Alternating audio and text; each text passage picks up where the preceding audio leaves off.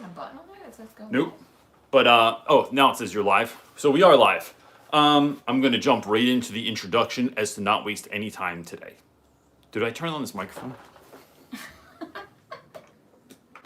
There's so many things. There's so many things to coordinate. There are. All right, now the microphone's on. Jake, commence with the podcast. Good day, everyone. My name is CJ Reynolds, and Randy Pro already has a question in. I'm going to answer in just a second. I run this YouTube channel called Real Rap With Reynolds, which if you've not been here before, so this is for the people that have not been here before, because there are people that every once in a while will be like, wait, he has a YouTube channel? Wait, he has a book? And I'm just like, yep. So that's why I run through this whole thing to make sure no one is left out and everyone has all the knowledge that they need. Started this YouTube channel 4-ish years ago as just something to do. And now what I found was that Sunday nights, look, I didn't find this out 4 years ago. I knew this from the first moment that I taught. Sunday nights are the most terrifying nights ever, unless it's a 3-day weekend, which this one is in the United States. We got Labor Day, which most people aren't even aware of what the heck Labor Day is, but we got off for it. We don't ask questions, people. We just enjoy the day off. Sunday night is terrifying for most educators. And so what we do is we show up and we meet up together. So when I say we, it is not just me.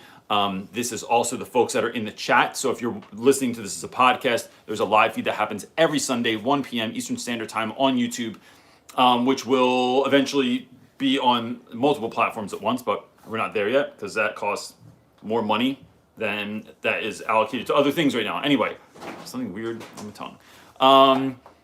This whole community that we are forming here together is, I think the main theme of this is to help teachers be the teacher they always dreamed of being. That's what we're working towards here, right? It's an ongoing thing. Teaching is a craft. It is not something you're good at immediately.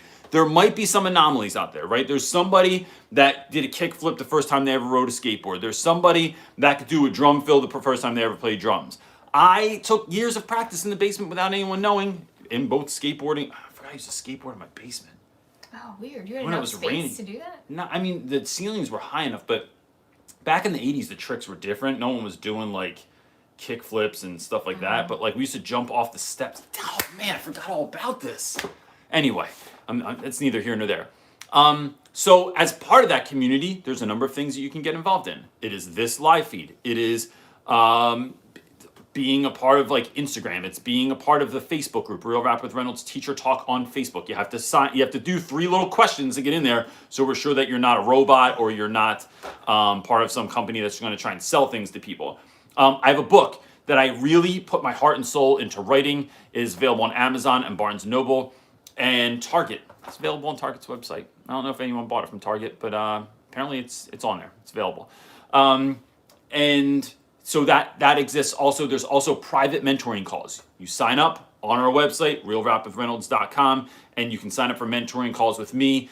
And I love these things because it's like talking to someone for an hour and really going deep. Like, what happened with this kid on Friday that has you paralyzed? What happened with this parent? How are you going to teach this lesson? I can't figure out this thing. I don't know how to plan my year or deal with toxic teachers. It's one-on-one conversations that help you figure that stuff out. So just saying, there's a lot there so that you don't have to feel like you're alone and that you're going through this by yourself. And last thing before I jump in, 2 things. One, if you have a question, please put it in the chat. If you put Q or question next to it, just helps us to identify it, because what's happening right now that you can't see, this is a complicated situation. We have a whole organization going here. No, wait. I just want to pause and say, Nick Ferroni has an Instagram that he put up that is so funny about virtual teaching. Yeah. It talks about all the stuff you need for the production, right? Like, all you need is like, like a production team from Marvel Studios. You need the lights, you need the audio, you need this, you need that. It was kind of really hilarious. Yeah. No one knows, man. No one knows what teachers will go to, what lengths they will go to get things done. But what was I going to say now, dude? Shoot, I'm sorry. I totally cut you off. I don't know. Just jump into it.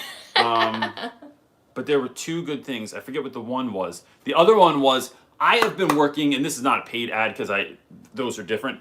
I've been working with a company called HMH, Houghton, Mifflin, Harcourt. Most of you, your textbooks come from them. Some of you might have like the Read 180 program or any number of other programs.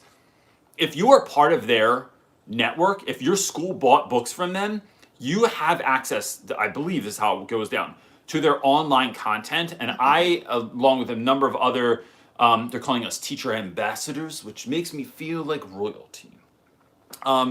We create content for them for their site called Teachers Corner. And so if you just go to, if you just Google HMH Teachers Corner, you can get like exclusive content there, and it's been really fun. It's been really challenging too, because you can't just like pull, like when I make YouTube videos, I just pull stuff from YouTube, or like I just like take things and, you know, I ask, because who's gonna know that I did it, except for music. But on there, I had to do it like all legit and legal, and it was really hard to do, and it came out really, there's some fantastic stuff on there. So if you're interested and you're bored at school and you need, you know, a 6-minute video to get you through, that's also why I haven't been creating stuff for my own YouTube channel, because there's only so many hours in the day. So I've been making stuff for HMH, like 20 videos for them, but that exists. Are you ready? Ready. Randy Pro's been up there since like literally 6 seconds in. Yeah, way to go, Randy. Good job. Hi from Delaware. Delaware always reminds me. What's the one thing you think of when you think of Delaware besides tax-free shopping? Wayne's World. Wayne's World. When they're like being magically transferred, and they're like, "Hi, we're in Delaware," and it was just like, Delaware. What was it? Where the hell do we go in Delaware? Poor Delaware. It gets a bad rap. I like Delaware. No, we looked at houses in Delaware when we were talking about moving. We did, because we looked at a school in Delaware. There was a great school in Delaware called the Pilot School that we were talking about going to. And anyway, I won't go down the whole rabbit hole, but how do you plan to balance direct instruction via Zoom versus pre-recorded lectures? So for those of you that don't know, our situation this year is 100% virtual, at least through Thanksgiving. But if something magical at Thanksgiving doesn't happen, like turkey saves the day or something like that, we are going. So in America, Thanksgiving is a holiday in November. We are probably like, even the people that run the school are like, look, we're probably going to be virtual the entire year.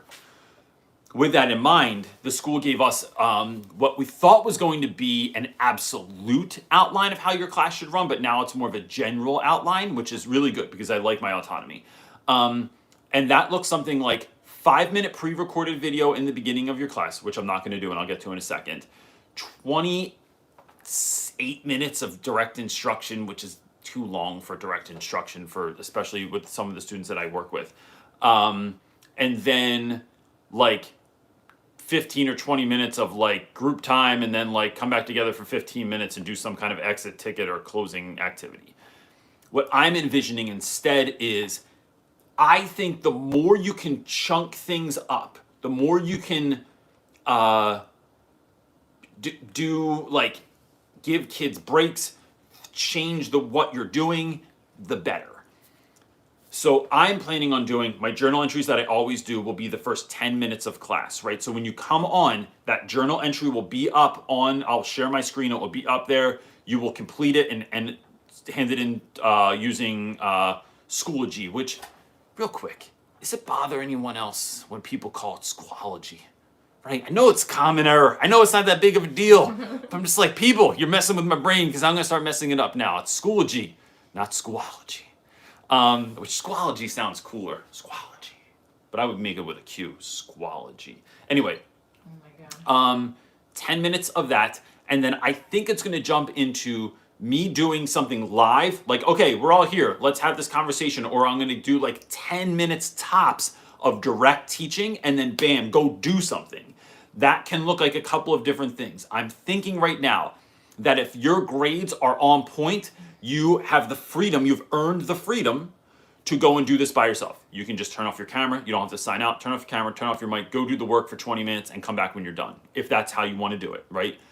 The kids who need more direct attention or that are not getting the work done, you have to meet in small groups. And then myself or me and the co-teacher for the class that I have a co-teacher with will meet with those students during those small groups. We will work through things with them to help them to do the best that they can. Returning from that, before we have like a like a conversation or something to drive kids back and to make kids have to show up. I'm thinking about then inserting some sort of pre-made video or a video from YouTube that like the rest of the, like as an example or something that's interesting or something that's going to tie in, right? It's not just some like random like raccoons juggling video, although I'm not even sure those exist, but they probably do. My children could probably tell me where they exist on TikTok. Then we come back, share what we did, and then kind of close it out. That's what I'm thinking right now. So the pre-made things, although I will say this, my buddy at school, this guy Diawara, last year was finding it hard to have kids do explain the pre-class, but he really wanted to just check homework first to see for math to check understanding. So instead of doing a pre-class and then checking homework, he pre-recorded the pre-class, which was just him standing in the front of his classroom talking. The kids are watching it on TV. For whatever reason, because it was on a screen, kids were more likely to just stand there and stare at it, even though it was just him doing the exact same thing, right? That's fantastic. Yeah. I think part of that in their mind, in the back of their mind, subconsciously, they know that the train's moving. The video won't stop. The video won't say something again. Even when we watch church on TV, you're just like, the kids come down like, good morning. You're like, shh, good morning. And we never do that in any other. This is live. Calls, You're going to miss it. You're going to mess it up. And then you miss something and you hear everyone yelling amen and you're like, we missed it. So, good morning. We're glad to see you too, but we just missed the whole thing. But he would do that. He would check homework while he was doing that. That's really smart. And it was really brilliant, man. So like, I think those are just two ways that I'm thinking of to kind of use that. Mr. James Pete. Mr. James Pete wasn't here last week. He wasn't. He apologized to you. He did, but I'm just saying. He's allowed. I'm just playing. I just want to say Edie's fantastic. This was a 3-part question, and she put it all in there. Girl, Thanks, Edie. So, that was the thing I was going to tell everyone about, but I'll save that till later. Edie, public thank you to you again. Thank you very much, buddy. Mr. James Pete is asking, I'm in year 22, and I've had this occur a few times in my career, but a teacher pretty aggressively asked me to do less, in quotes, because expectations would be higher and unattainable for teachers without the same skills. How do you go about balancing the frustration with having a teacher say that while still putting blinders on and moving forward? I guess what I'm saying is I'm moving on, but I still want to be gracious and kind. Should I worry about balancing this? Do you have a strategy for it, or should I just plow for it? Dude, this is such a great question. And I think this is a question that is like, I would guarantee that on a live feed like this, on a program like this, with people like that are watching this has got to hit home for so many people. And I would say that this is not just something that I've dealt with in my teaching life, but in my life in general, where like, and I've said this before, and so in the Why Not Become Fire video, I talk about this thing where like when I go to parks, kids just talk to me. They just come over and like they ask me to play. We're like, we were on a walk the other day, and I saw this little boy, and this sounds mean, right? But I did it anyway. We're walking down the street, and I go, wait, I know him. I go, do not make eye contact with that kid. I said, just keep going. And my wife goes, why? And I go, because I play with him at the pool. And which, right, it sounds weird, right? But at the pool, when we're playing games, we'll go in the deep end and play like these games where the kids, it's essentially like someone waits in the middle of the pool and the kids have to swim back and forth. I don't know why I gave you all that information. It's not really important. I'm the only dad that plays. I'm the only dad, right? But what happens is when kids want to come join the game, they don't ask kids. Or if there's no game happening, I've been like throwing quarters in the diving well with Marley, and we dive down to the bottom to get them. I come up to find some kid waiting there and like, hey man, you want to play sharks and minnows with us? They don't ask my kids, they ask me. And so I see, right, because I'm looking, because I know this is weird, I like see other parents like just kind of looking at me like, who the hell is this dude? Like, what is this guy up to? And I'm like, yo, talk to your kids about talking to strangers, 1, and 2, like I can't not do it. Like it happens all the time. So in that, I feel like in my life I've been, whether it's the car that I had or what I was wearing or how hard I went in a class or, even anything that I'm doing, that is a constant reminder. I think there's a couple things here, James. One, it's about changing who you even hang out with, if that's possible. In life, right, what I don't do anymore is, because I feel bad. Sometimes I feel, there's a part of me that feels bad. If I feel bad that someone else's class isn't that crazy. Because, and I discount myself because I forget that, no, it's not that it comes easy to me. Like, having a great class is hard work. It is like, I might be naturally enthusiastic. I might have some natural confidence, but the confidence I have, like, is been hard won. The things that I've done in my class, the connections I've made with other people, the way that I get, the place that I get to with kids, is I get there because I put in hard work. And I'm not the only one. You can see in my school, like, we have teachers. My friend Miss Casey is someone I'm thinking of who is wildly different in class than I am, wildly different personality-wise than I am, but has such deep and wonderful relationships with students. But it's because she puts in tons and tons of time with kids, and that then comes back. And then other people, you know, it's like if you have good kids, right? Like, I have good kids, people be like, your kids are so good. I wish my kids were good like that. Bro, put in work. Like, they weren't naturally born this way. We crafted these dudes. And so it is about, one, I think, being mindful of who you're around. Two, never, ever, ever, ever dumb it down, right? And you know this, but let me remind you why. Because the kids deserve it, right? Let's go straight Adam Welcome and Todd Nessaloni. The kids deserve it. That's why we're doing it. Education's only about kids. My education's not about dying things down for you to make you feel better. But what I can do, and I talk about this in the book, Teacher Class Off, Real Rap Guide to Teaching, available right now on Amazon, is talking about inviting people to the party.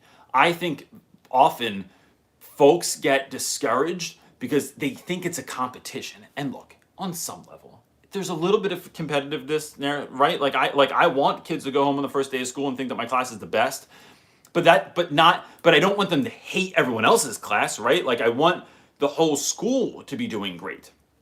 So I was talking to some people at the Ron Clark Institute, and they were saying how, like, when you go to the Ron Clark Institute to teach, to be a director of something, whatever you're doing, everyone there is the Michael Jordan of their profession. Like, everybody's great. There's no one, like, damn, like, that dude's legit. Everyone is awesome.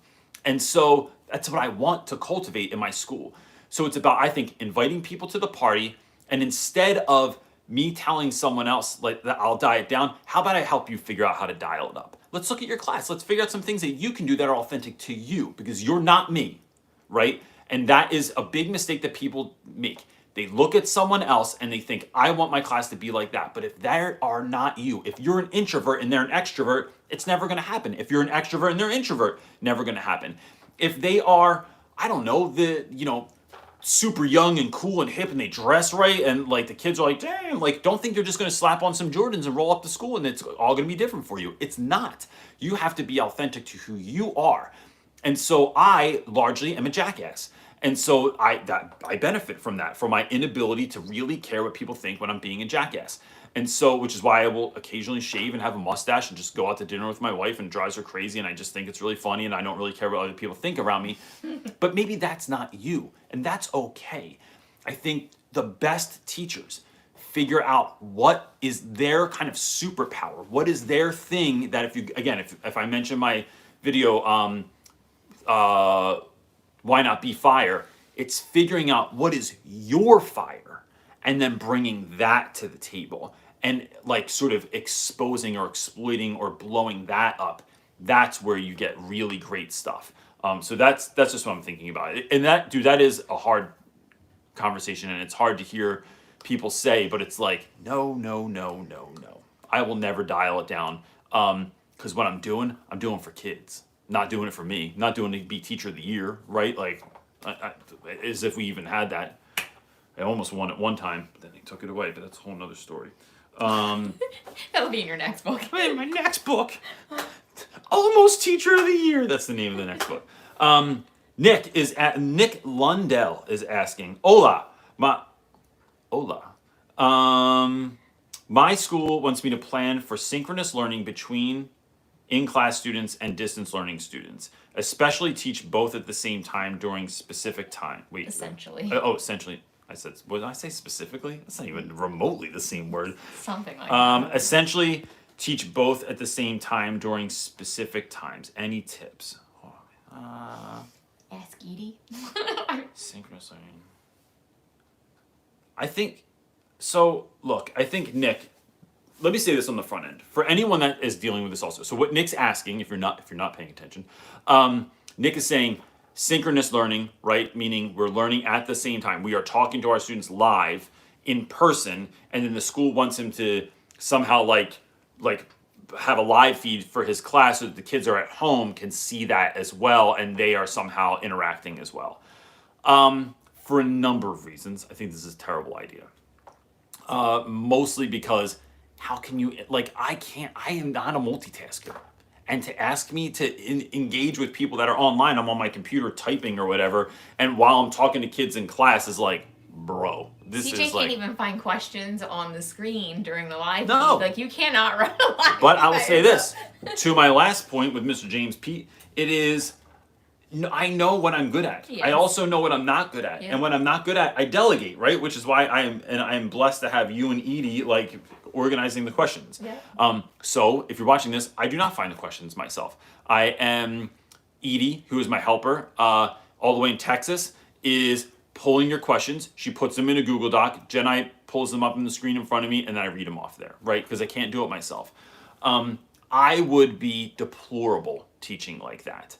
I think it would be far better for those students to have split time, direct time with you, or some...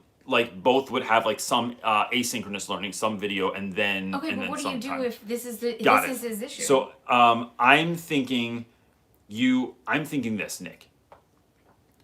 As I'm going through all my training this week, and they're telling us the gajillion things we have to do. At the end of the week, we do a department meeting and we did a grade level meeting. And in both of those meetings, they asked us to put in are you feeling from scale from 1 to 6, extremely stressed to bro, I got this. The majority of the school was either extremely stressed or one step down, like across the board. It was just that same number, 5 and 6 just kept coming up. That to me, when I see that, I just let go, right? There's no way I'm going to stress myself out so bad that I'm going to figure this out, because what you're asking me to figure out, and I'm going to answer your question with an actual answer in a moment. What you're asking me to figure out is something that's not figure-outable. And I'm not sure that's a word, but it should be. If it's not figure-outable, I'm not going to do it. And so I'm going to figure out a new way to do it that's going to best serve children.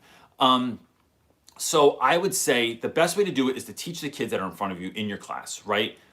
What I would try to figure out is there a way that while those students that are in class are doing something, can you then be engaging with the students that are online?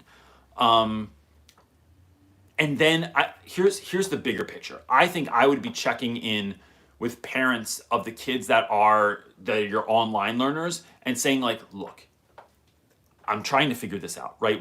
We are in the midst, we're building the boat while we're trying to sail it at the same time, right? But what are you seeing as some needs that are not being met? Or where is your child really struggling? Or because you can't see them at home. You can see them online, but you can't see them at home. And I would bring parents into that conversation to try and figure something out.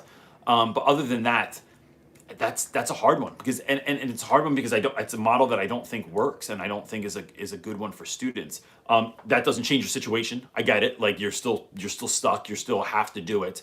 I am wondering if anyone else has an answer to that. If anyone else has an answer to how are you teaching kids synchronously and asynchronously, or synchronously at the same time, whether they're virtual or in person. What did it say? Chris Strong said my school says that we have to make sure that we are engaging online learners at the same time, or we might be out of jobs if the parents find a better option.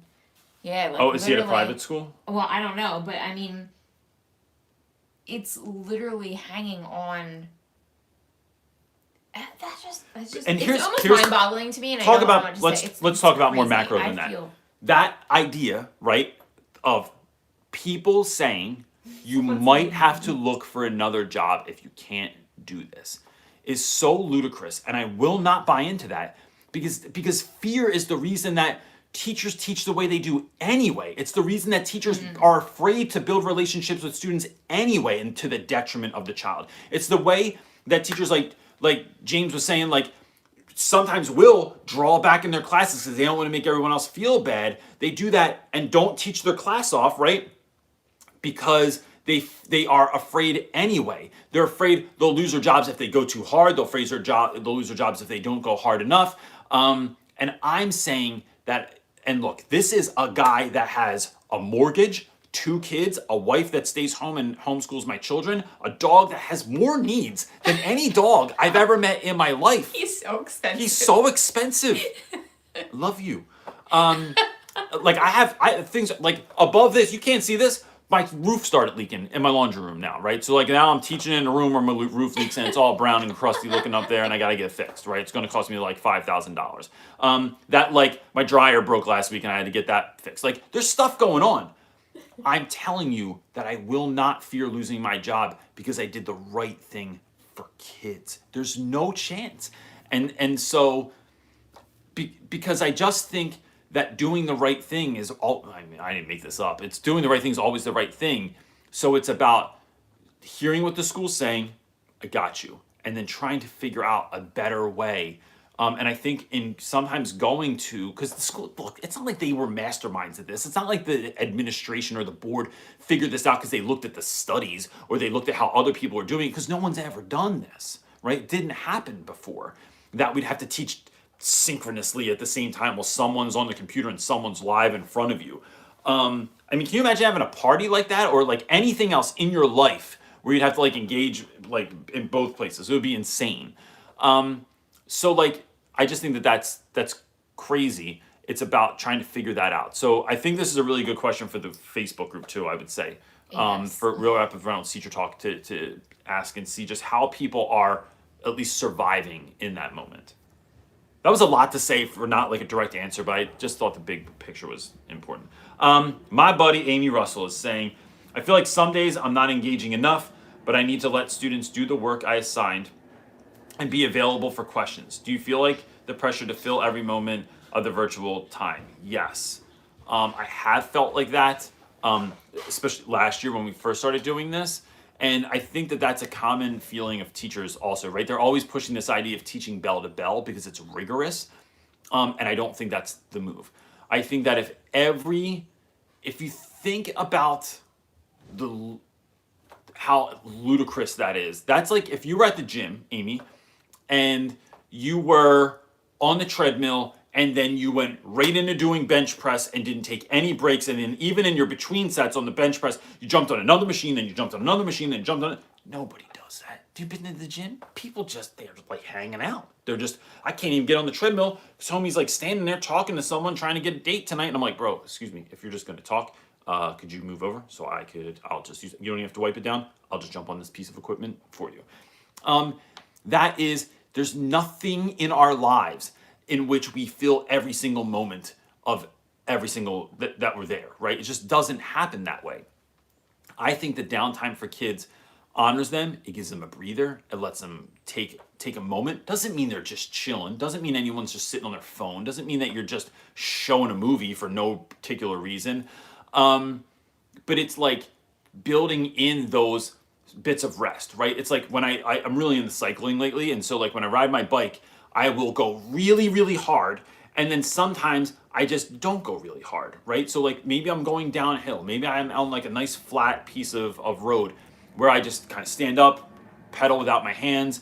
I'm not stopping. I'm not like having a picnic on the side of the road. I'm still working, but I'm not going full force the whole time. I think I've been thinking a lot about like just having conversations, like in the middle of my 80-minute block.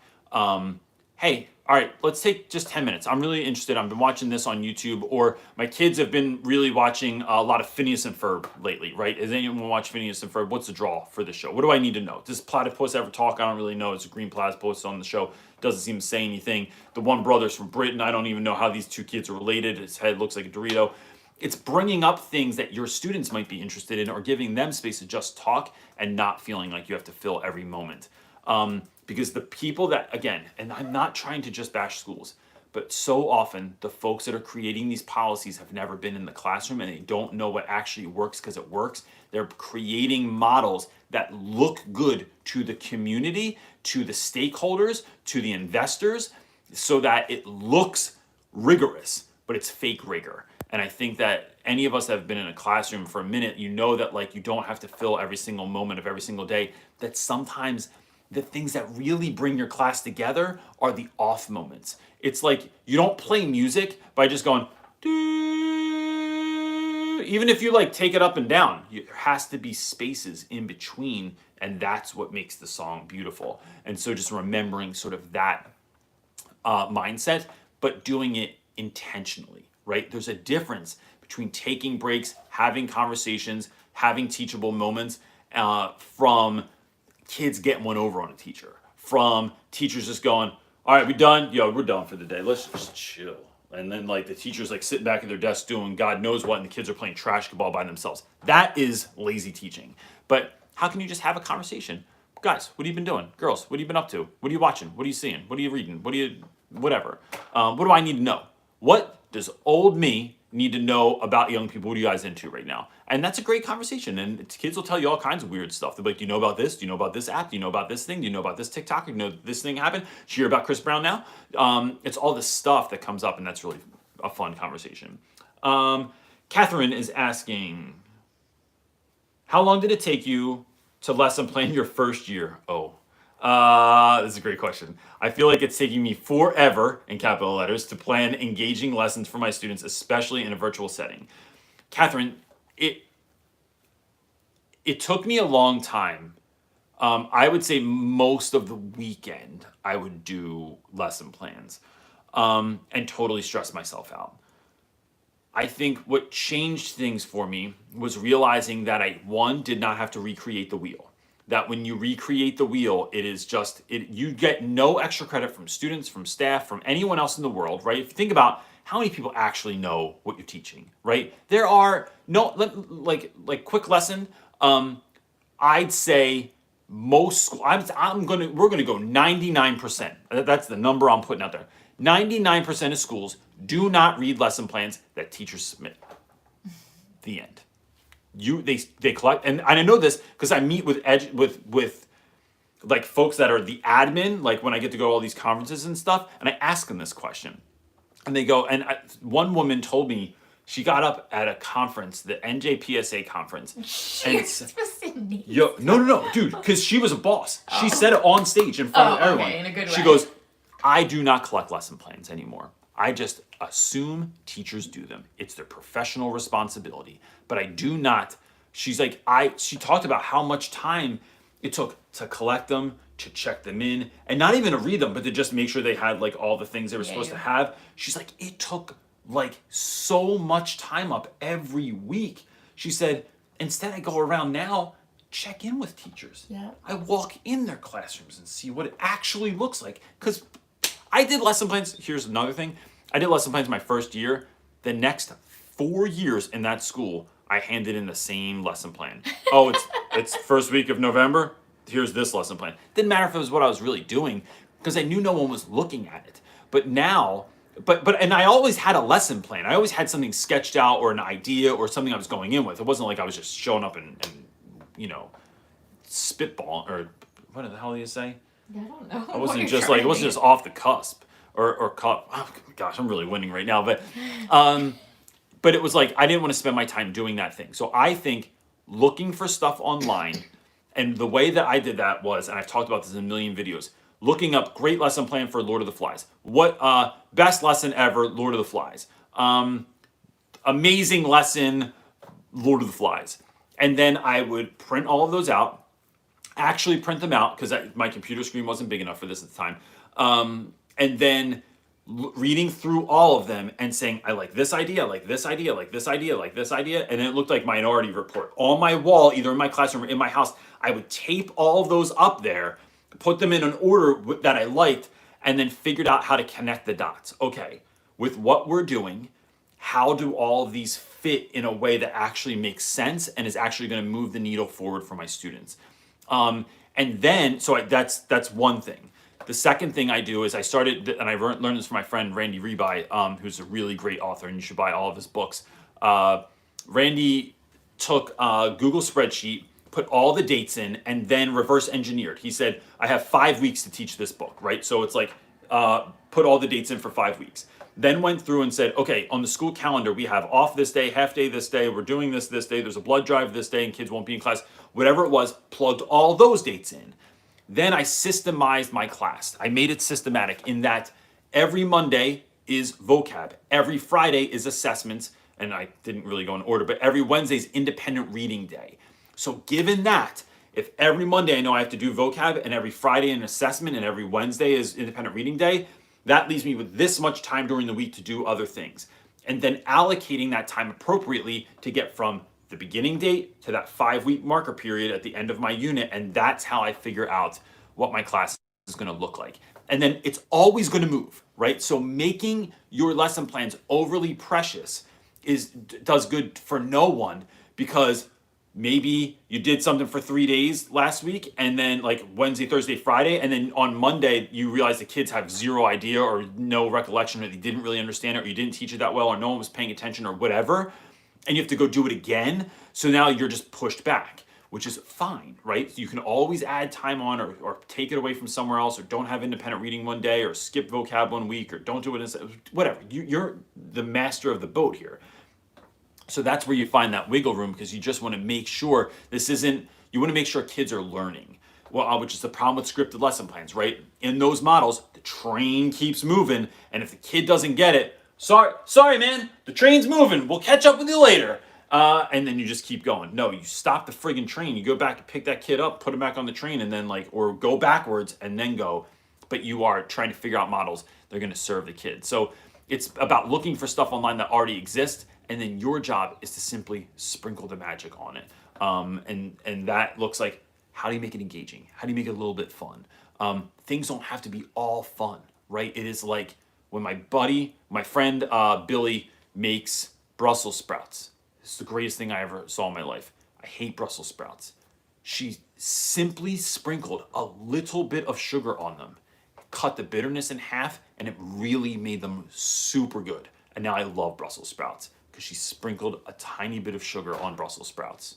Bam, spoonful of sugar helps that medicine go down. Cole is asking, Cole Hatchard. That's like I feel like you're in a novel. And there he was, Cole Hatchard. That's a great name, man. Mm-hmm. That's a tough name. Any perspectives on flipped learning? Yes. I started doing it a little bit before COVID hit, but I received a bit of pushback from my admin. Any usefulness from your view? Any tips? I like this idea if you can do it. I have found that for me, not all of my, so we're not 1-to-1 in our school. So for those of you, let me explain how I'm perceiving this also. And so, because some folks might not know what this is. Flipped classrooms are essentially, you are giving kids what would have been classwork to do at home, and giving them homework in class. So my friend Wascom used to do this, and Wascom used to record his lecture. The students would watch that at home. That was their homework. And then the next day they came in and did something with it. And the next day they were like, all the reading was done in class. And the reason we did this was because we found that our students just weren't reading at home. Even if you could literally tell a kid to go home and say, I need you to read 2 sentences tonight, no one's doing it. Like, they just would forget, or it wasn't important, or they just wouldn't do it, or whatever. So he was like, how can I get more reading time in class? To do that, I would have to create my lecture, or this explanation of things like my talk about what imagery is would happen at home. I think it's a great model. And this is why. I think Cole, and I've said this already today even, when you are creating things that empower students, that help students, I don't know how anyone can say you can't do it or that it's wrong.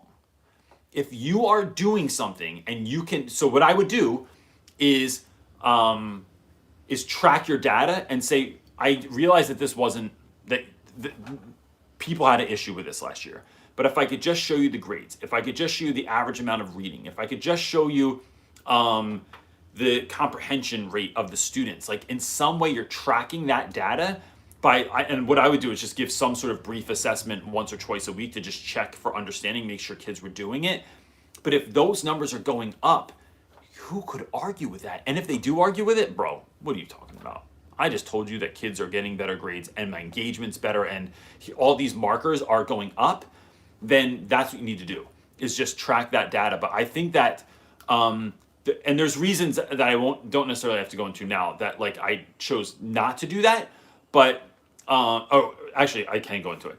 My students aren't one-to-one in freshman year, so not everyone has a device. And I found that not even all of my students had phones, and some of my students had phones that were like really old or were like still flip phones or something like that. Just have to mute this. And so not everyone had the capability to watch the videos, even if they were on something simple like Google Classroom, even if I text them to them, because not everyone had texting. Like some kids literally just had a phone to have a phone. Like it was more of a status symbol than it was like actually connected to anything.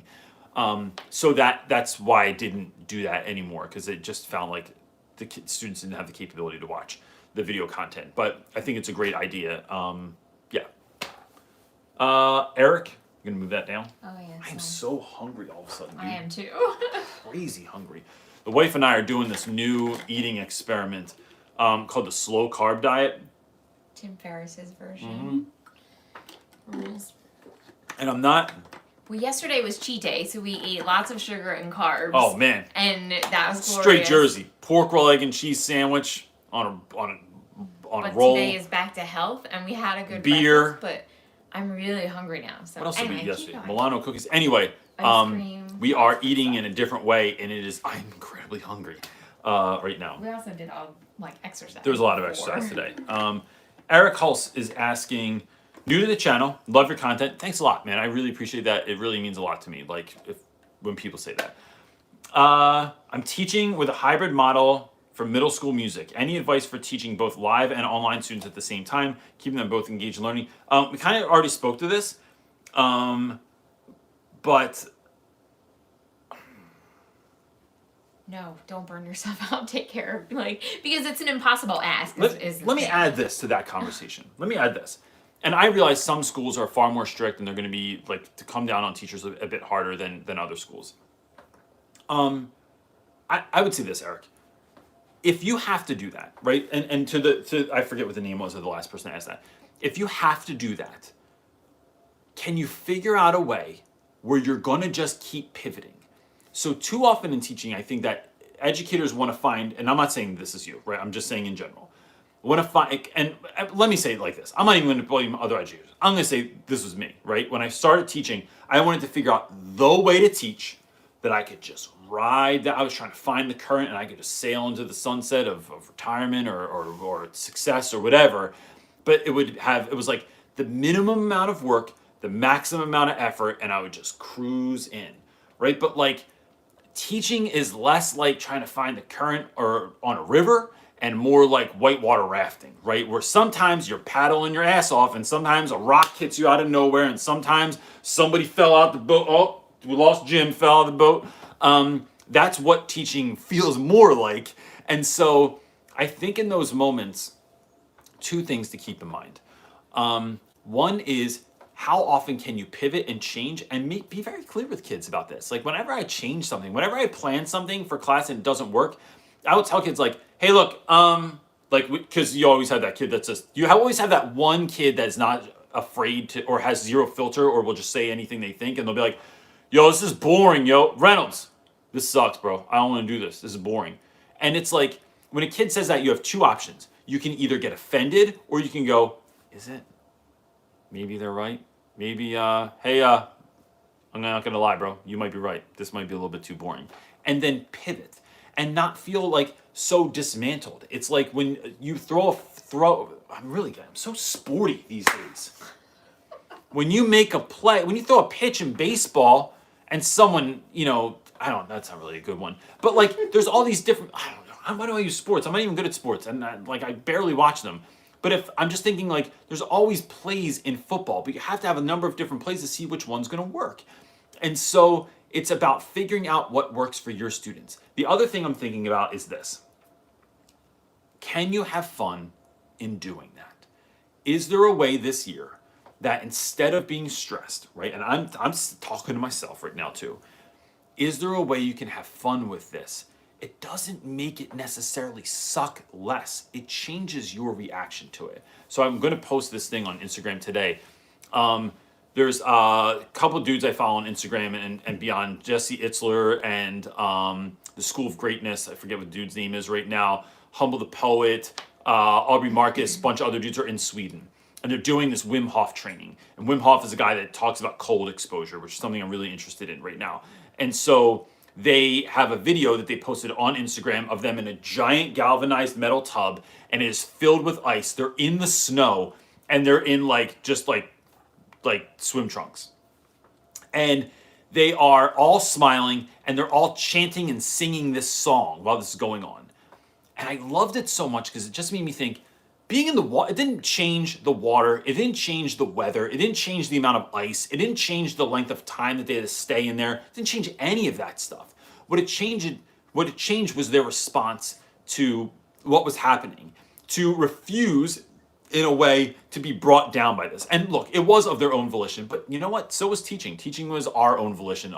We got into this. I don't know any teachers that really got forced into the classroom. It was usually your parents going, they don't make that much money.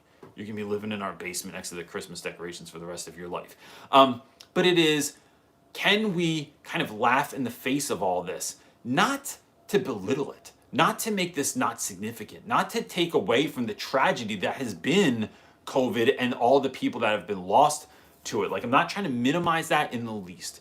What I'm trying to say is to keep going, sometimes we just kind of have to laugh and go along with this in a way that is this is so absurd. It's all so crazy.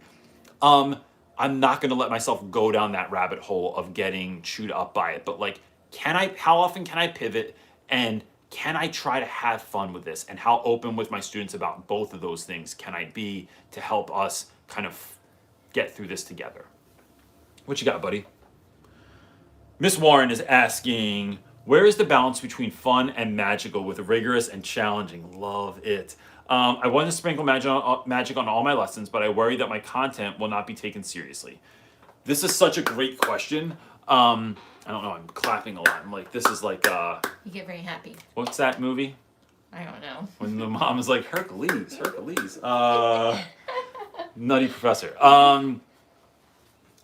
I think that this is a question that a lot of teachers have because they get concerned that if something is fun, or if kids are laughing, or if they're out of their seats, or if they're carrying on, that's going to lead to the next thing is basically a riot in the classroom. You're never going to get them back.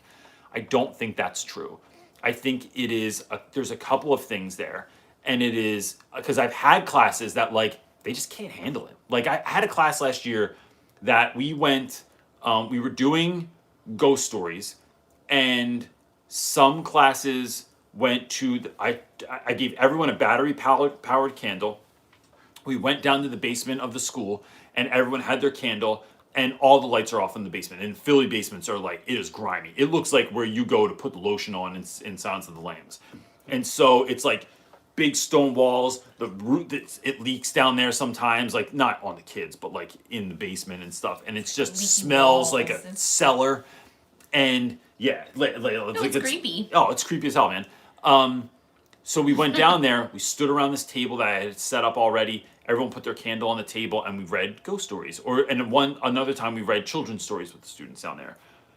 Some kids, when we went down, they couldn't handle it. They were throwing their candles at each other, or flicking someone, or punching someone, or pinching someone, or poking somebody with their pen, and we couldn't get through it. And so some other classes loved it, and some were a mix. I remember there was a class that was carrying on. I had stopped 2 times. I'm yo, check it real quick. I need everyone's attention. If we are not going to do this, I want you to know what we're doing right now. We're not having regular class. We are in the basement of the school reading ghost stories, bro. So but if we can't handle it, that's cool, right? I'm not mad at anyone. We're just going to go back to class because my ultimate goal is your success. And you're not finding success right now in this, so then we need to pivot and change and go do something else. And this kid, Jordan, in the back, remember Jordan from last year? Such a great dude. Jordan goes, yells at the kids, tells them that essentially like, I'm not playing. Everyone needs to be quiet, because he goes, you know damn well this is the best thing we did all day. And I just love that so much, because if you can also get kids to buy in to be the authority figure, so that kids won't always listen to you, but they will listen to Jordan, because they know Jordan is a badass. And he didn't even have to threaten anyone. He didn't even tell anyone he was going to beat him up or anything. But it's trying to get that level of buy-in, right? So it's figuring out, it's trying stuff. If it doesn't work, let kids know, hey, look, I want you to know, I realize school's pretty boring, but if we can't do it this way, we could do it the regular way. You want boring regular school? Like, I got that too. Like, we got all kinds here for everybody. It's like a smorgasbord of madness at school. The other thing is feeling like you don't have to sprinkle magic on every moment of the day. It could just be a little bit here, a little bit there. So that might look like doing something fun in the beginning of class. It might look like, if you have block scheduling, or if you have a long or arduous period, just doing something silly in the beginning. It might be an incentive and saying, hey, yo, if we can get through this, I want to do, I don't know if you guys ever saw like my Expo marker challenge that I got from my friend Chris Peck. We stand in the back of the room, Expo marker in your hand, and you underhand toss it to see if it can land on the marker ledge or the chalk ledge in the front of your room, right? I have a million ridiculous games like that. But the way you're doing that is saying, yo, I need you to, we're not playing. If we're playing, we can't get through what we're doing, and then we're not going to have the time at the end. But if we have 5-10 minutes at the end, let's do Expo marker challenge. I have a really great video I'm going to show you. Let's do this, we'll play heads up, or we'll play any number of other things that you're incentivizing for kids. Or sometimes it was like, yo, you got 5 minutes left. Just go on your phone and chill. See who liked your picture this morning from Instagram, or play, friggin' games on your phone for 5 minutes, right? But so I think that's what it could look like also. But it's just that sprinkling. It's not a whole thing, but it's also holding kids accountable and letting them know the learning is first. That is the reason we're here, is to educate you. But can we make it fun? Can we make this fun? Can we try something? I got an idea. It's a little bit crazy. Can we try it? And you might have kids who go, no, just give us the information. We want to have fun. That's for babies. And then you might have other kids who are like, hell yeah, like, I hate school. Let's make this as fun as possible. It could go both ways. And I think that comes through having conversations with your kids. Anna Ballerina is asking, I'm going to say this out loud to you. I'm going to try and do these a little bit faster right now, because I realize I'm having super long answers today. You didn't do 18. That's half of that. Feeling good, though. Feeling good right now. All right, here we go. Anna Ballerina. I wanted to get my English degree through an online university. My family thinks that I won't get as good of an education without an in-person experience. Thoughts? Anna, that's really interesting, because I feel like everybody's online right now. Temple University here in Philly went back for 1 week in the dorms, and then they sent everybody home because somebody got COVID. I don't know, but can someone help Anna out with that? Has anyone done an online degree, and do you think that it still holds the same weight as a regular degree? Now, there are things that you're going to miss out on, but I think my guess is that experience is going to be what you make it. I think that about everything. And so, like, I went to community college, and I talk about this all the time. I loved community college, but I made it fire. Like, I partnered with the right people, and I did great stuff, and I met good friends. Like, but I had other people that were like, this is basically 13th grade. Community college is grade 13. What do you make it? So I'm wondering if anyone could speak to her.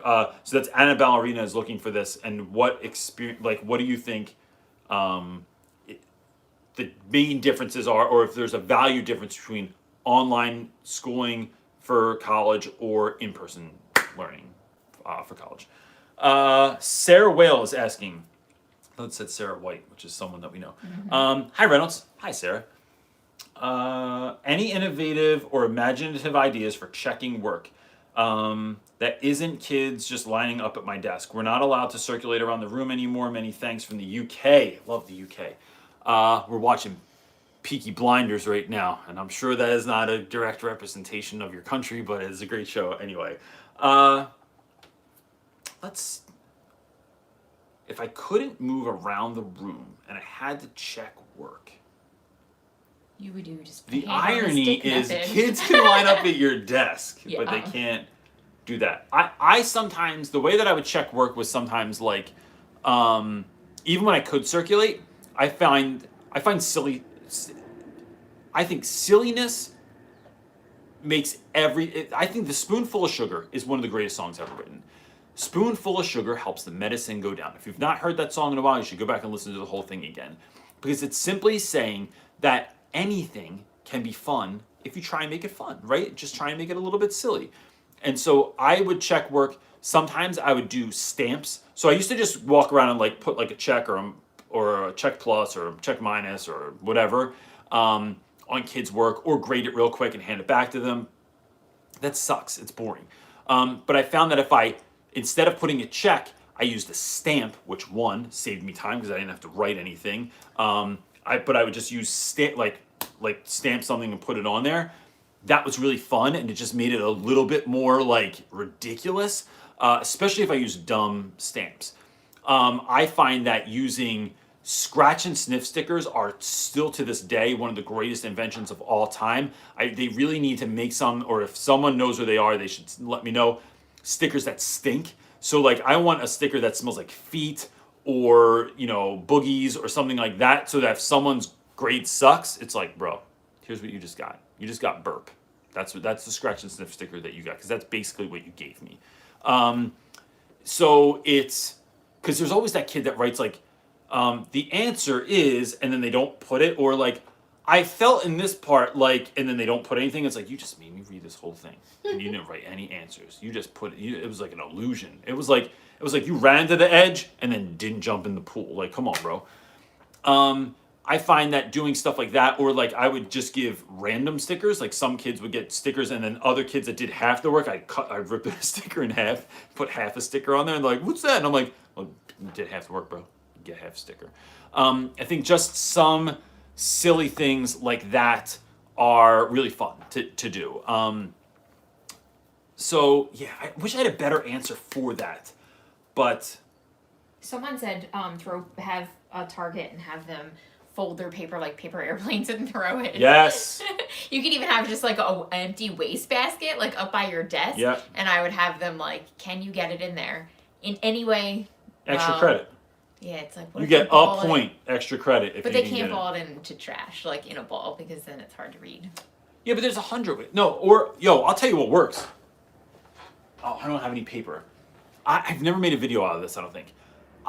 If you take a piece, I'm gonna stand up and show you this.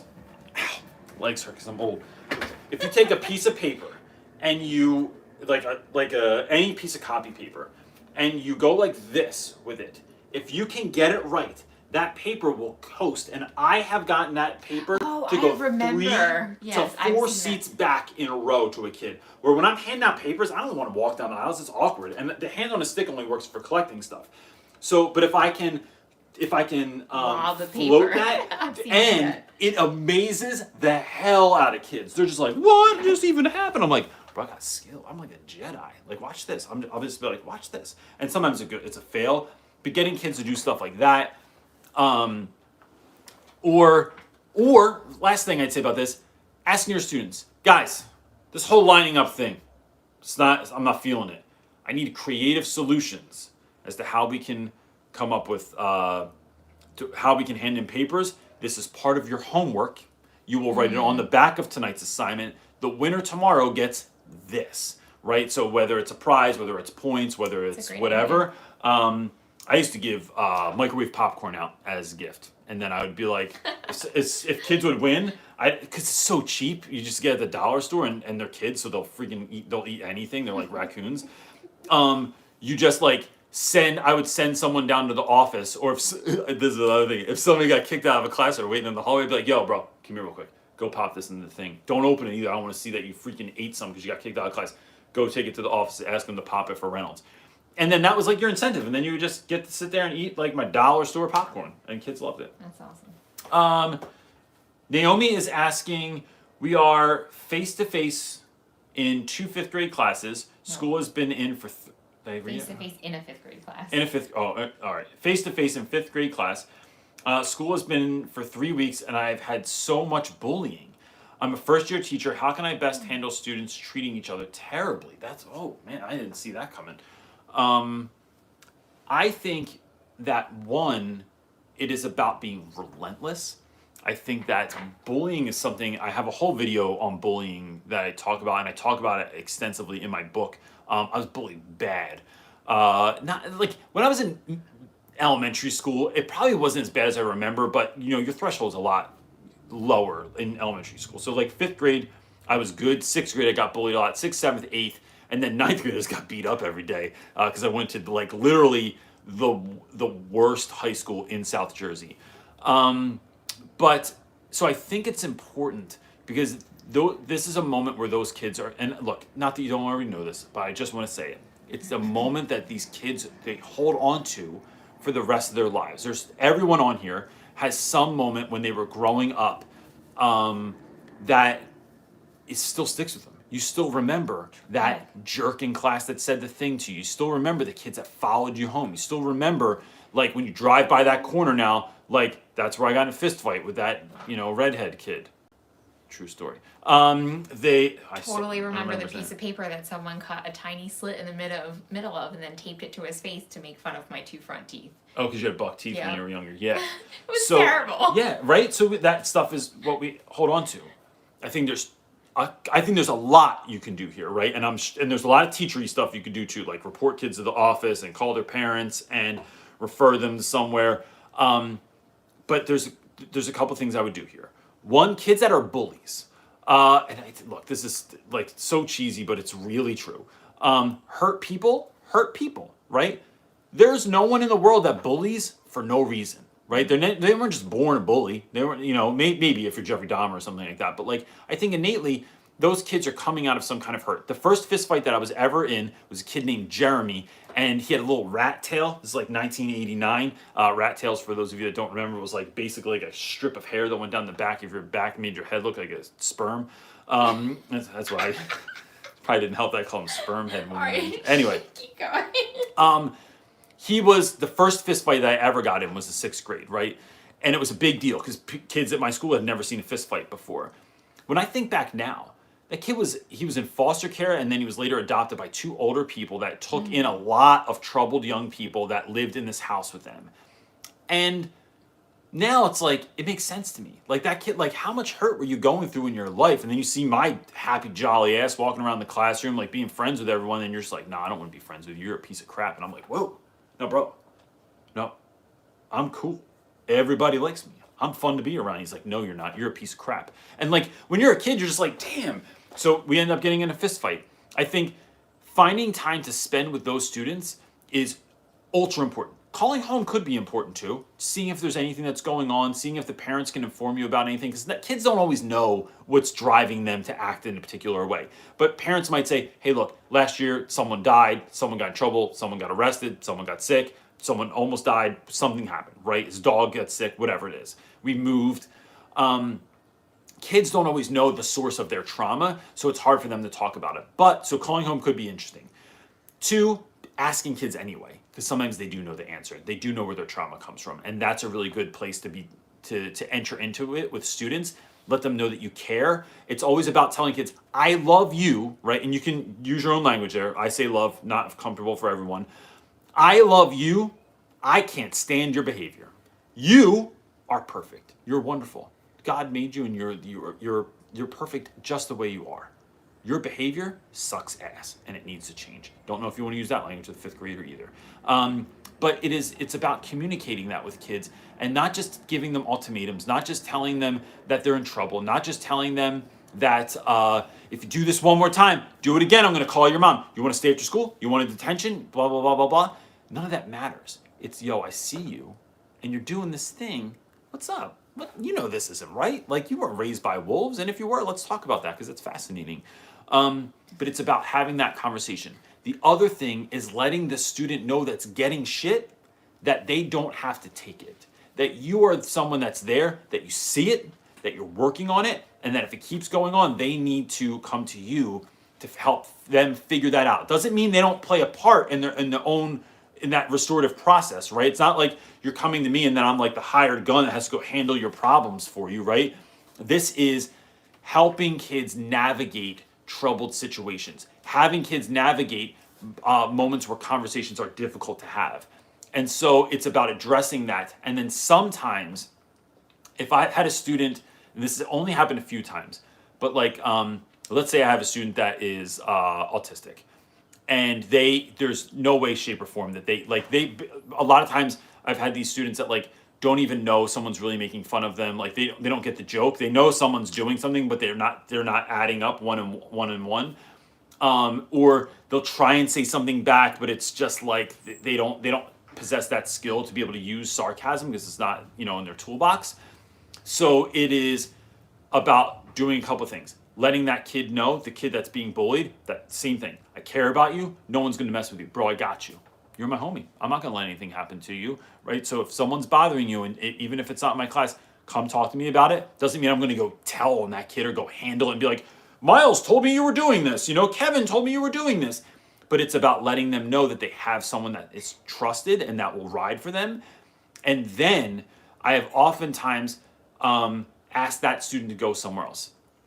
Keep a folder in my room, a blue folder that has a form in it. And when I needed someone to step out of the room, I would often ask like my friend Cho or my friend Yonkers, shoot him a text, yo, Kev's on the way. Or they already know, right? So the kid that shows up with the folder, so I'm on the first floor, yo, you have to go to the third floor. I need this signed. I need it done now. And I'm sending you because you're my guy, right? Go get this signed right away, please. They go up there. They know to hold the kid because they see the folder. They know the deal. Yeah, I'll get to that in 1 second, Kevin. Hold on, I'm doing something. They finish what they're doing. They take the thing, they sign it. So there's a de-escalation process. There's a keeping kid out of the class for a moment process.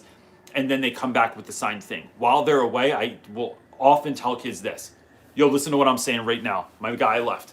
I know what's going on, and I'm telling you, there's 100% chance that this doesn't happen again. That this child is off limits.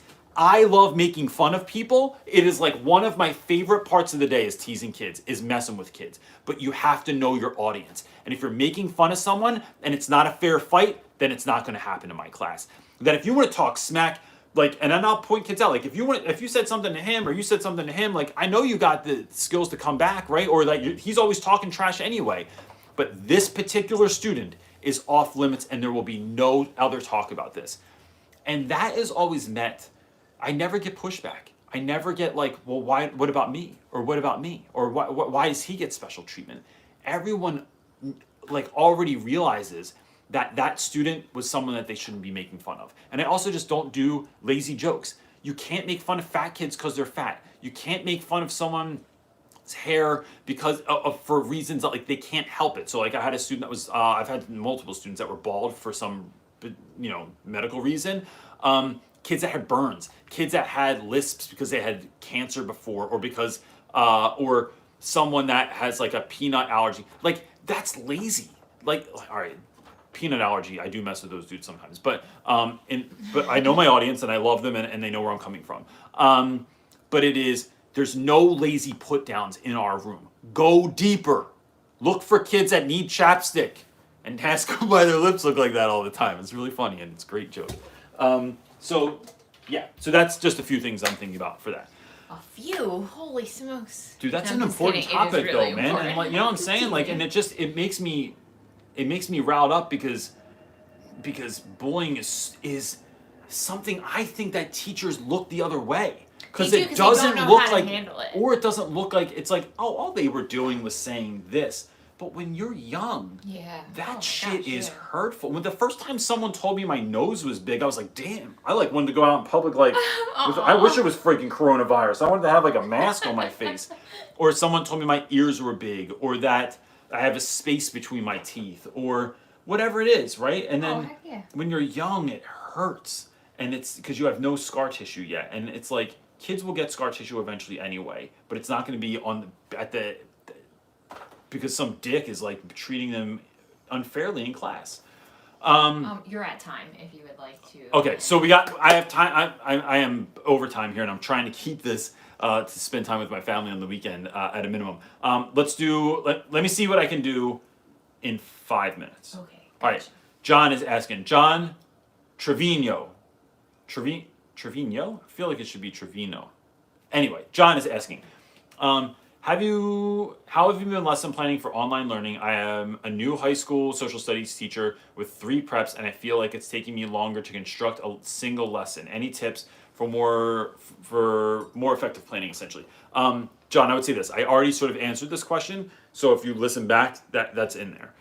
What I would add to that is how many. So when I do my hip hop class and my literature class, I try and see if there's anything overarching, anything that I can take from one class and use it in the next class also. Maybe that's a journal entry, maybe that's a video that I'm using that day, maybe that's an exit ticket, something along those lines. Anything that I can take from this thing and use it in this thing. I feel like that will save you a lot of time in trying to do that. I think also systematizing classes is the move, because it creates like every Monday I know I have to do vocab. I'm not trying to think, what do I want to do this Monday? What would be fun? What would be interesting? Everyone knows as soon as you come in, take out your note cards or your phone if you're going to use like Quizlet, and the stuff's up on the board. We're going to talk about these and we're going to do an activity with it. Everyone knows every day when they come in that there is a journal entry. All I have to do is dream up the journal entry, but they know what the journal is. They know how to write it. They know how to answer it. It's those sorts of things that you're going to do repetitively through the year that are going to, you're kind of like, you're peeing on your fire hydrant. That's what you're doing. You are marking your territory and saying, this is the day, this is the time, we always do the thing. And then that allows you to free up and then think of fun. Whoa. Kate Harper, do you ever have small group or one-on-one instruction? Maybe for students who are struggling with particular concepts. If so, how do you run it? So, Katie, I do this in a couple of different ways. On Zoom, I think it's great because you can just have like those like breakout rooms, and you have students working together, and you can work with someone one-on-one.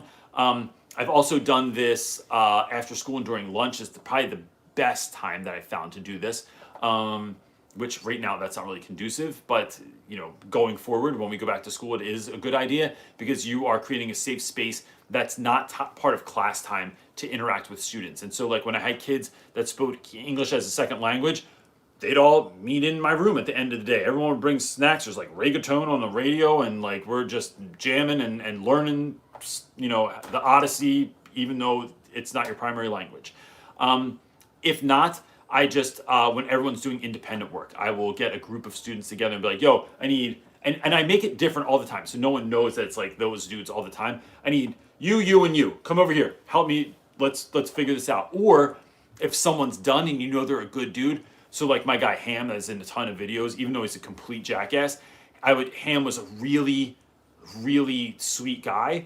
And I'd be able to say, yo, Ham, my guy over here is having a hard time. I need to work with these 2 dudes. Can you go like take your master class over there and help them out? And that will help you to be in more places than at once than you can be normally, because you have kids helping kids, and that's really great too. And sometimes kids like that more. Stephen Carl Mendoza is asking, have you ever made a curriculum for a whole grade level or subject? Any videos to guide us making this? Any tips on creating curriculum from scratch? Thank you for your effort. We appreciate it. Thank you so much. I appreciate that, man. Stephen, I created all of my curriculum. So my hip hop class came from nothing. All the books that I teach, I basically came up with what I'm coming up with. The way that I do this is, my wife's going to hate that I say this, I steal things. No, you don't do that. You don't steal. You pick. Do I take things without asking? No, they inspire, like... So you steal it, if that's what you want to say. I think that's the wrong verbiage. From the internet. Especially stuff that's been around for a long time. Like, how many people have covered World War II? How many people have talked about the Great Depression, the Black Panthers, the hippie movement, like the space race, like all that stuff's already been talked about a million times. It's finding someone that already made it and then using it. When I need to nail in a hammer, I don't build my own hammer. I go to the store, I buy a hammer, and then I use it the way that I want to use it. So I think that's the move, and then you just figure out how to sprinkle your own magic. You are not getting extra credit for creating your own stuff. That if I need a 2x4, I don't cut down a tree. I go to the store, I get a 2x4, and I make it into what I want to make it into. I'm the one that's sprinkling magic on 2x4s to make them into a shed or a house or a wall or a lemonade stand. Tammy is asking, You kind of already answered that one. we were just informed that we need to teach our in-person, face-to-face, and virtual students at the same time. Any advice on how to do this? I already spoke to this twice, but my brief answer was figure out, just try a whole bunch of stuff. Don't be precious about it. Keep pivoting and changing where necessary, and try and have as much fun as possible. But I did answer that at length, and so that was in the Time. quiz. That's your 15? Or extra That was 5, so can I do one more extra credit? Sure, go ahead. All right. Rosanna Martinez is asking, I'm a first-year high school English teacher in Florida. I have literally a couple of weeks of preparation to prepare students for the ELA exam they missed in April. How do you engage them in writing essays? That's a great question. Kids hate writing essays. I think it's about breaking it down and at first not focusing on the whole essay, focusing on the opening, focusing on the body, focusing on the closing. If we're going to really simplify it, the other thing you can do is equate what they're doing to something they like. So when I used to teach persuasive essays back in the day, we would create, so I found that like kids didn't want to do it. So I had this whole, and I talk about this in my book also, where the short version was, we looked at Martin Luther King's I Have a Dream speech and talked about how that uses all these great elements of persuasive essays or persuasive speeches. Nobody wanted anything to do with that, right? And it was my fault because I thought that everyone would get down with this. But what they did like was like kids, especially now, right? This is the thing that all your students are into. Kids like commercials, right? Like I pay the extra money on YouTube so my kids don't have to watch the ads. My kids love the ads. We've been watching Amazing Race with our daughter, and it's on Hulu, and I pay for like the cheap Hulu, so I gotta watch commercials, which I hate. My kids know the words to every commercial. Your students do also. So we decided to figure out how our commercials, using the same things that persuasive essays do and persuasive speeches do, to get you to want to buy stuff or engage in something or buy something, or eat somewhere or whatever it is. And then having kids create QVC, either videos or performing it in class. Like you had to like come up with a product and use certain elements of persuasion to get us to want to buy this thing. And then there was a writing piece that went along with it. And I found that that was a way to hook what I needed them to know into something they were already interested in and what they already knew about, and bringing those together, because the students already know a lot more than they think they know, but it's you sort of helping them uncover and going, it's like going to therapy, right? Rarely does your therapist say something that you're like, it's like something you already knew, but they just kind of like, they took the puzzle pieces and put them in a different way. And you were like, oh damn, I didn't know I could do that with that. Like, that's amazing. So it's trying to figure out whether it's,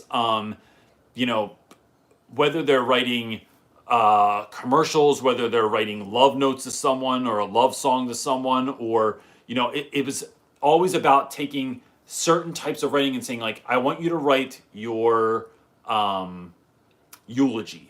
I want you to write a eulogy for someone you love. I want you're creating something that kids might know about, and bringing that in, and that's how I build engagement. And then look, sometimes you got to do stuff that's not fun, right? But that's like, look, sometimes stuff sucks. People love playing football, but you don't want to run wind sprints. They suck. Suck it up, right? Ready? Are you ready? Guys, 20 minutes today is going to suck, right? Or I would often go like this. I go, hey guys, before we get ready today, need everyone's attention. 4, 3, thank you very much. I need everyone on the count of 3 to go, oh, and then I go, all right, ready? Can we all do that? Right? I mean, get it out. Like I want to feel that explosive, disgusting breath on me when you do this. Ready? 1, 2, 3. Everyone does it. Great, we got that out of the way. Look, the next 20 minutes is going to suck, but you can't complain about it because you're already moaned about it already. And then we just jump into it, because sometimes you have to work for grit. Sometimes we read for grit. We write for grit. And because we're trying to push ourselves to do a little bit more. That when you run, sometimes you run slow and at a pace that you like, and sometimes you got to sprint, and sprints aren't fun and they hurt and they make you winded and tired, but you know that's what's going to elevate you to the next thing. So if you know that it's coming, let's just buckle down and take care of business. That's it, gang. That's all I got time for this week. We will be back again next Sunday at 1 p.m. Eastern Standard Time. In the meantime, folks, this week, it could be hellish. It could be terrifying. There's a whole lot of stuff going on. How are you taking care of yourself, right? Because if the car doesn't have gas, nobody's going anywhere. And two, how much can you pivot what you're doing and how much can you try and have fun with what you're doing? If you need more help, our Facebook group, Real Rap With Reynolds Teacher Talk on Facebook is a really great place to connect with people. The book is available, the mentoring is available. Like, we're trying to create spaces and places for people to meet, to be the teacher they always dreamed of being. And that's it, everybody. Best to you this week. Peace. Hitting all the stuff to turn.